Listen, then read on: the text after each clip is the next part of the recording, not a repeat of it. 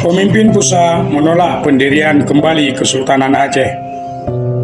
Pusa lahir pada tanggal 5 Mei 1939, bertepatan dengan saat gencar-gencarnya isu dan gagasan untuk mendirikan kembali Kesultanan Aceh dengan jalan memulangkan Sultan Alaiddin Muhammad Daud Shah ataupun pewarisnya dari perbuangannya di Batavia.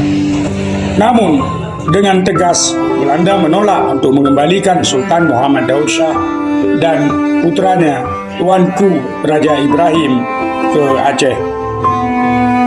Karena penolakan Belanda itu, pendukung gagasan mendirikan Kesultanan Aceh kembali mengusulkan agar Tuanku Mahmud diangkat sebagai sultan. Usul ini didukung oleh Tengku Syih Pesanan.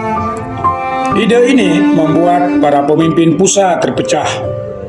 Sebahagian pemimpin Pusa dan pemudanya mendukung pendapat atau gagasan menghidupkan kembali Kesultanan Aceh karena langkah ini menurut mereka akan mengurangi kekuasaan Ule Balang yang ketika itu sangat berkuasa penuh di bawah kekuasaan Belanda. Sedangkan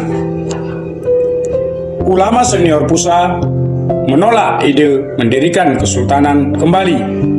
Pemimpin Pusa, Tengku Muhammad Daud Bereh, merupakan salah seorang ulama Pusa yang menentang ide pembentukan kembali Kesultanan Aceh.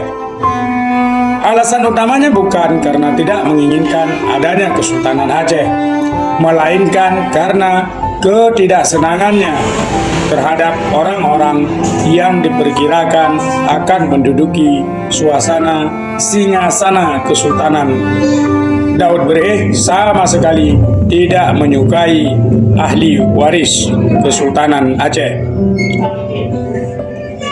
Daud Bereh berpendapat bahwa tidak ada tokoh yang lebih pantas menjadi sultan selain dirinya sendiri. Dalam pandangannya, kepantasan itu diukur dari kesakralan pemimpin seorang sultan. Masih menurut Daud Bereh, ia mempunyai kualifikasi itu sebab sebahagian rakyat Aceh menganggap dirinya bukan manusia biasa, melainkan antara manusia dan malaikat. Narasi di atas ini bisa kalian baca di dalam buku Revolusi di Serambi Mekah di catatan kakinya, di mana sang penulis buku tersebut melakukan wawancara dengan Daud Bereh pada tanggal 9 Juli 1973 di Brunei.